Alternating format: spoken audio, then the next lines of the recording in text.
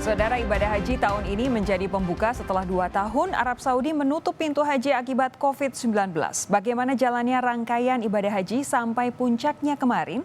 Saya akan berbincang dengan juru bicara Wakil Presiden, Mas Duki Baidowi.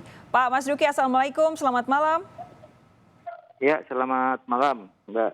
Gimana kabarnya, Mbak Sofi? Saya sehat, Pak Mas Duki. Ini saya harus tanya dulu, Bapak ada di mana ini, Pak? Iya, saya ini lagi ada di Istana Raja ya, di guest house di mana di di Masjidil Haram. Di Masjidil Haram. Nah, ini saya mau tanya, bagaimana kemarin puncak pelaksanaan rangkaian ibadah haji, Pak? Lancar? Semuanya alhamdulillah berjalan lancar. Jadi puncak ibadah haji itu kan bagaimana kita ketahui dan diawali dari proses wukuf di Arafah. Karena haji itu pada dasarnya Arafah dan kemudian prosesi menuju ke Musdalifah.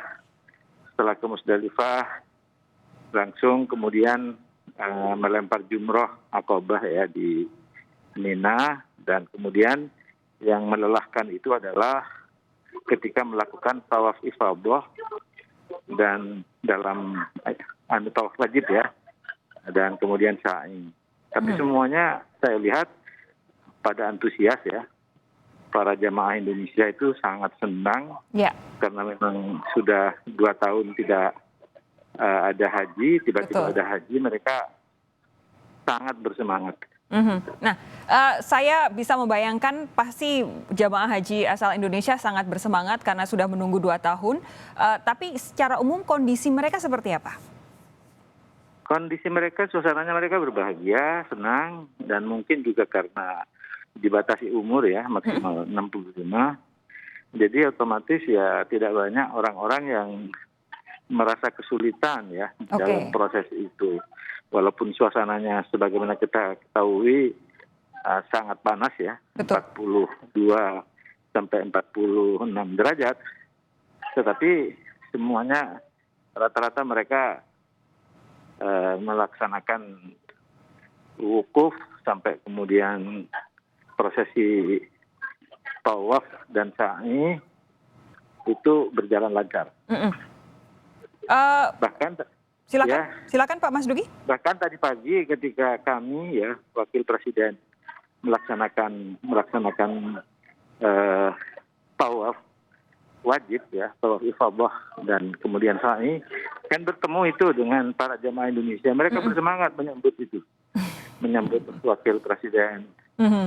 Mereka juga senang melihat Wakil Presidennya walaupun sudah sepuh tapi juga masih bisa melaksanakan secara fisik tanpa alat. Ya. Nah, itu dia yang hendak saya tanyakan. Kan memang betul cuacanya sedang panas-panasnya. Kemarin sampai dari pihak PPIH meminta ibadah sunnah ditahan dulu deh. Ibadah sunnah dikit-dikit aja deh, supaya ketika pelaksanaan puncak haji yaitu wukuf semuanya bisa berjalan dengan lancar. Secara umum sebenarnya cuaca panas itu apakah jadi kendala untuk para jemaah haji, termasuk juga Pak Wapres? Bagi Pak Wapres tidak ada kendala apa-apa ya. Karena Pak Wapres sudah menyiapkan sedemikian rupa dari awal, terbiasa berlatih tiap pagi selama 2 jam. Melakukan olahraga gitu ya. Semuanya fisiknya bagus gitu ya. Lalu kemudian memang bagaimana kita ketahui bahwa Pak Wapres selalu dijaga oleh dokter kondisinya seperti apa.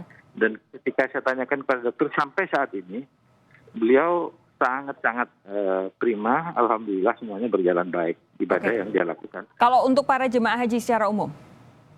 Iya, secara umum ya apalagi ya, karena memang mereka rata-rata secara usia lebih muda. Tetapi ya memang ya tentu saja secara fasilitas ya agak berbeda karena mereka dari haji-haji reguler.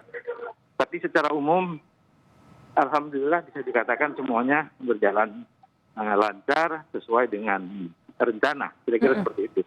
Nah, ini soal kondisi kesehatan relatif aman, soal cuaca juga jemaah haji asal Indonesia relatif bisa menghadapi. Nah, secara umum karena ini pelaksanaan haji pertama setelah 2 tahun kosong, kalau menurut Pak Mas Duki lancar nggak tahun ini, Pak? Adakah yang mungkin bisa diperbaiki untuk tahun depan misalnya? Ya, itu yang rencananya Wapres akan ikut di dalam rapat evaluasi pada hari Selasa yang akan datang di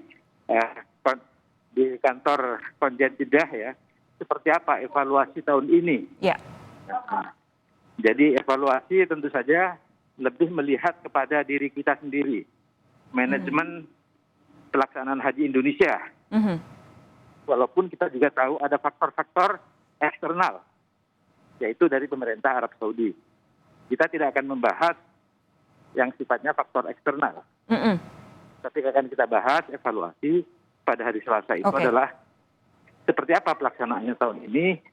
Walaupun sebagaimana gambaran umum tadi saya katakan, semuanya berjalan ya sesuai harapan pada umumnya lah, kira-kira seperti itu. Bahwa kemungkinan ada catatan-catatan, saya kira itu biasa seperti itu. Wajar ya. Jadi kami nantikan Selasa nanti evaluasinya seperti apa. Terakhir Pak Mas Duki, kalau untuk tahun depan, apakah kuota haji Indonesia akan seperti sebelum pandemi atau tidak? Karena kan kemarin sebenarnya sempat ada last minute ya tawaran dari Kerajaan Arab Saudi untuk menambah, tapi karena terlalu mepet, makanya untuk sementara tidak diterima dulu. Kalau tahun depan kira-kira gimana Pak? Oh iya, kalau tahun depan itu pasti akan kita terima dengan baik, dan sepanjang kondisi pandemi ini bisa kita atasi dengan baik gitu ya, baik di nasional ataupun di Arab Saudi misalnya, sebagaimana hasil evaluasi nanti pada hari Selasa itu.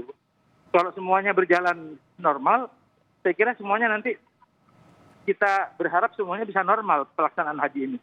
Bahkan kita berharap kuota itu bisa kita peroleh. Gitu. Tambahan kuota maksud saya. Memang targetnya untuk tahun depan akan bisa memberangkatkan berapa ratus ribu Pak?